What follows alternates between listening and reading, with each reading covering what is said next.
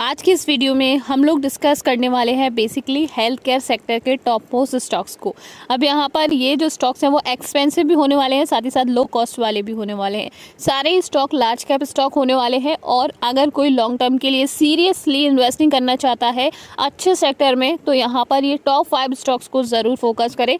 सारे ही health care sector के stock हैं और मैं आपको बता दूं इन स्टॉक्स में जो मोमेंटम आया है यानी कि एक बहुत बड़ा मोमेंटम आपको 2020 में देखने को मिलेगा। यानी कि जितने भी ग्राफ इनमें आप देखेंगे 2020 के बाद बहुत ही तेज़ी से ग्रोथ में देखने को मिले हैं, क्योंकि आपको पता है 2020 में हमारा जो कोविड है वो आया था। कोविड के बाद हेल्थ केयर सेक्टर के कुछ स्टॉक्स बहुत ही तेज़ी से बूम किए थे, यहाँ तक कि स्मॉल कैप पेनी स्टॉक्स सारे ही एकदम से उनमें रॉकेट जैसी तेज़ी आपको देखने को मिली थी। लेकिन यहाँ पर हम सीरियस इन्वेस्टर्स के लिए 5 ऐसे स्टॉक्स लेकर आए हैं जिनमें अगर वो कॉफ़ी कैन इन्वेस्टिंग यानी कि अगर इन्वेस्ट कर भूल भी जाएं तो यहाँ पर उनको बहुत अच्छे लंबे समय में रिटर्न देखने को मिल सकते हैं। हाई ग्रोथ वाले स्टॉक हैं ये सारे के सारे। सो बिना किसी देरी के एक एक कर इन स्टॉक्स को हम देख लेते हैं। सो पहले स्टॉक की तरफ हम लोग चल लेते हैं। बाकी सेक्टर वाइज में बात करूँ तो यहाँ पर हम आप सीरीज़ लेकर आने वाले हैं जिनमें हम डिफरेंट सेक्टर के टॉप मोस्ट स्टॉक्स को बताएंगे उन लोगों के लिए जो सीरियसली इन्वेस्ट करना चाहते हैं। सो इस लिस्ट में हमारा पहला स्टॉक है सन फार्मा लिमिटेड। अगर इस स्टॉक की बात करूँ तो manufacture and market large basket of pharmaceutical formulation covering a board spectrum of chronic and acute therapies. Basically ये सारा कामकाज करता है। साथ ही साथ आप देखेंगे इनके कुछ पॉपुलर प्रोडक्ट्स हैं जो कि मार्केट में बहुत ही ज़्यादा पॉपुलर है और डे टू डे लाइफ में बहुत ही ज़्यादा यूज़ किए जाते हैं। नंबर 1 पर है वॉलिनी, दूसरा है हमारा रिवाइटल एज वुमेन और रिवाइटल आती हैं वो सारी, और फिर उसके बाद है हमारा एब्जॉर्ब और भी काफ़ी सारे इनके जो ब्रांड्स हैं वो बहुत ज़्यादा पॉपुलर हैं हेल्थ केयर सेक्टर के। तो यहाँ पर हम इसकी स्टॉक प्राइस को देख लेते हैं सन फार्मास्यूटिकल इंडस्ट्रीज़ लिमिटेड की। तो 1552 रुपये का स्टॉक है और एक दिन की बात करें तो 1.64% से नीचे डाउन में ये स्टॉक आ चुका है, आप देख सकते हैं यहाँ पर। और ईयर टू डेट में अगर हम देखें तो 23.15% से ऊपर स्टॉक गया है और 8 जनवरी को ये लगभग 1260 रुपये का स्टॉक था और अभी की अगर सिनेरियो की बात करें 2 मार्च की तो ये 1500 पर अभी ट्रेड कर रहा है। अगर मैक्सिमम में हम देखें तो 68,270.04% के अभी तक इसने ऑल टाइम हाई में रिटर्न दे चुका है, यानी कि बहुत ही अच्छा मल्टी बैगर स्टॉक है। और अगर आप देखें इसमें इसके चार्ट को प्रॉपर्ली तो 2006 में ये स्टॉक 62 रुपये पर ट्रेड करता था और उसके बाद लंबे समय में इसने मोमेंटम लिया और 2014 में 901,000 पर इसने आ गया था, यानी कि एक मोमेंटम में टॉप पीक पर आया था 2015 में अप्रैल में।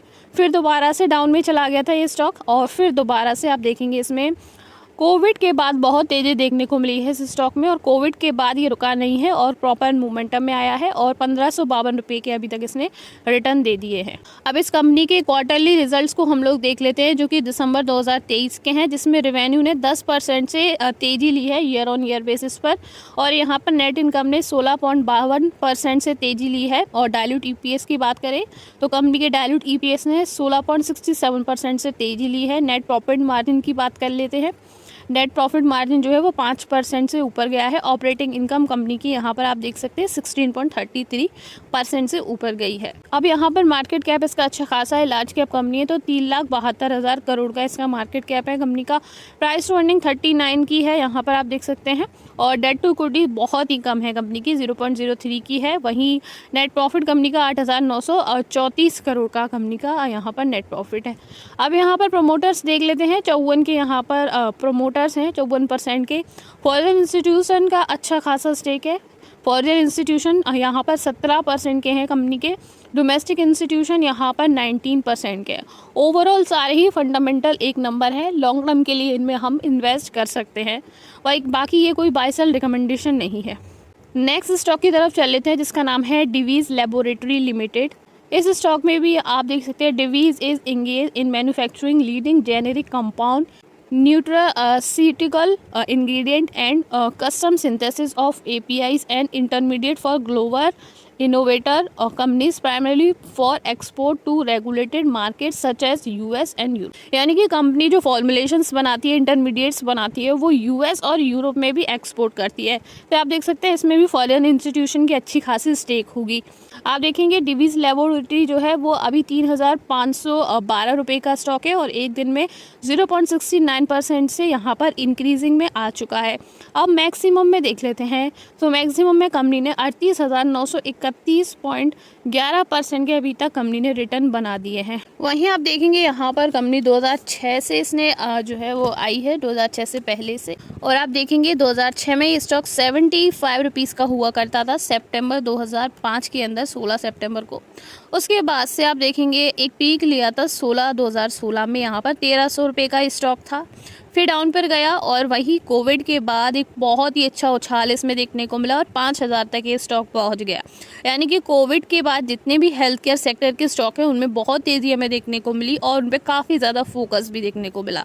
फिर 2021 के बाद डाउन में गया 2022 में और दोबारा से अब ऊपर आता हुआ देखने को मिल रहा है, लेकिन फिर भी अपने ऑल टाइम हाई से 26.5% डाउन पर अभी ये चल रहा है। अगर इसके क्वार्टरली रिजल्ट देखें दिसंबर के, तो रेवेन्यू में 8% की तेज़ी देखने को मिली है, नेट इनकम में 16% की तेज़ी देखने को मिली है। वहीं हम बात कर लेते हैं डाइल्यूट ईपीएस की, तो 16% की तेज़ी देखने को मिली है और आप देखेंगे नेट प्रॉफिट मार्जिन 7% से ऊपर गया है और ऑपरेटिंग इनकम 22.55% से ऊपर गई है। मार्केट कैप इसका है 93,140 करोड़ का। वहीं स्टॉक की प्राइस टू अर्निंग की बात करें तो 67.4 की यहाँ पर स्टॉक की प्राइस टू अर्निंग है।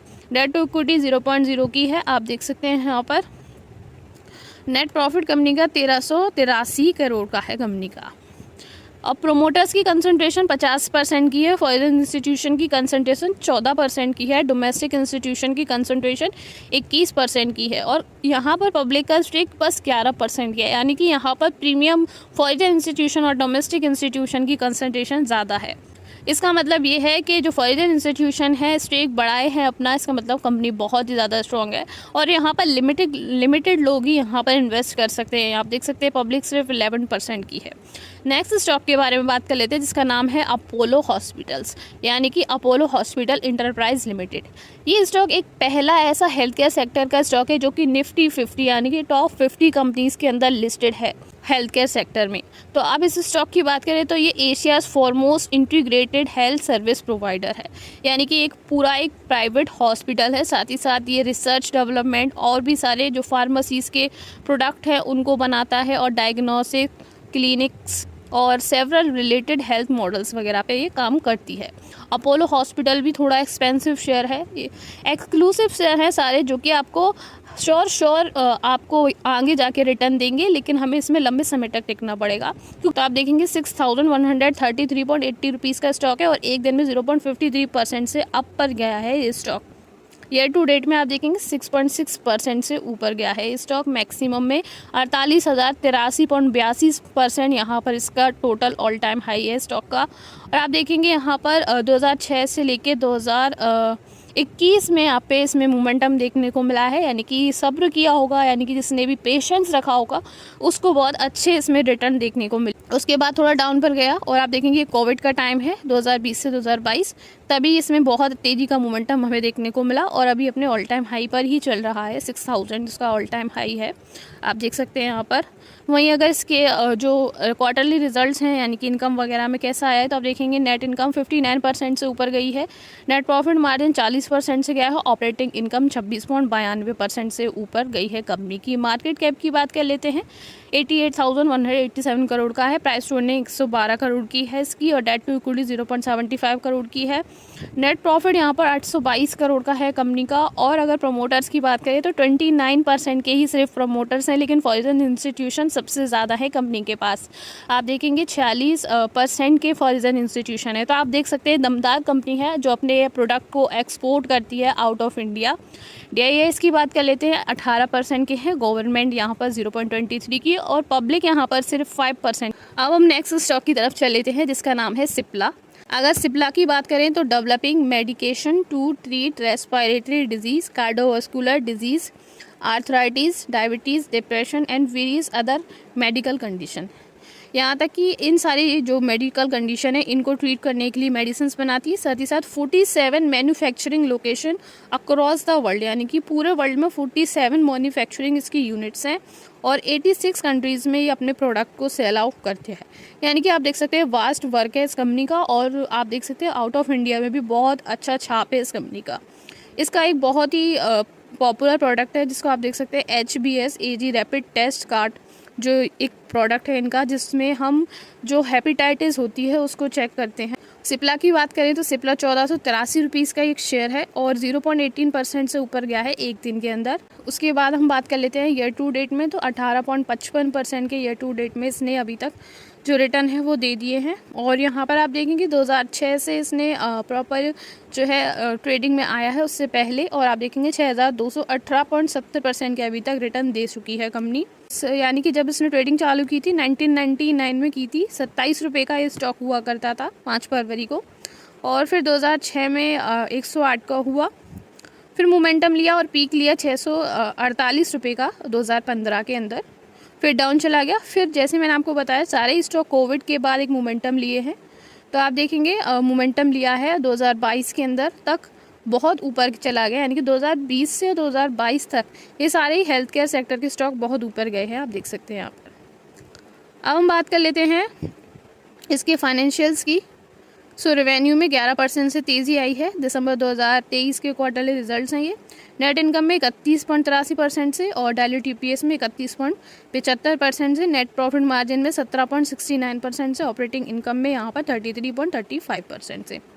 मार्केट कैप 1,19,675 करोड़ का है। प्राइस टू अर्निंग यहाँ पर 30 की है, 30.3 की, और डेट टू इक्विटी यहाँ पर कंपनी की 0.04 है। नेट प्रॉफिट कंपनी का 3,743 करोड़ का इसका यहाँ पर नेट प्रॉफिट है।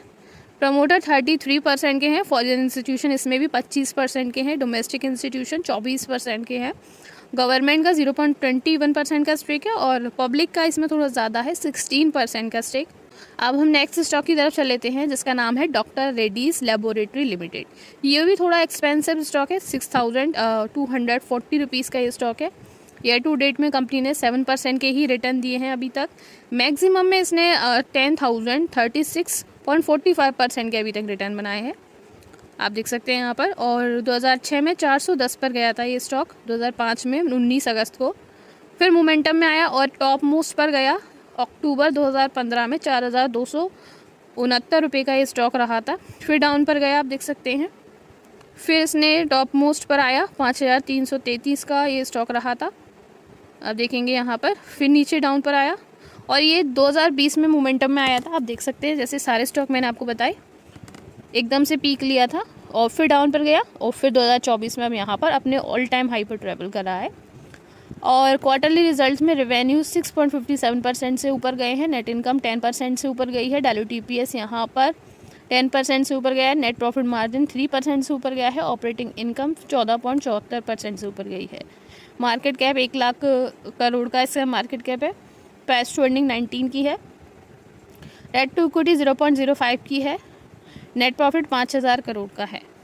इसमें भी प्रमोटर्स 26% के हैं, फॉरेन इंस्टीट्यूशन की अच्छी स्टेक है, 28 के यहाँ पर फॉरेन इंस्टीट्यूशन है, डोमेस्टिक इंस्टीट्यूशन यहाँ पर 18 के हैं, पब्लिक यहाँ पर 23% की, मैक्सिमम पब्लिक इसी स्टॉक में है, आप देख सकते हैं 25% की है, और अदर्स में आप देख सकते हैं 0.18% की है। तो ये है हमारे टॉप 5 हेल्थ केयर सेक्टर के स्टॉक। कोई सीरियस इन्वेस्टर अगर स्टॉक ढूंढ रहा है तो इनमें आप देख सकते हैं अपना फोकस कर सकता है, और कोई भी बाय सेल रिकमेंडेशन नहीं है, एजुकेशन पर्पज़ के लिए बनाई गई वीडियो है। Thank you so much.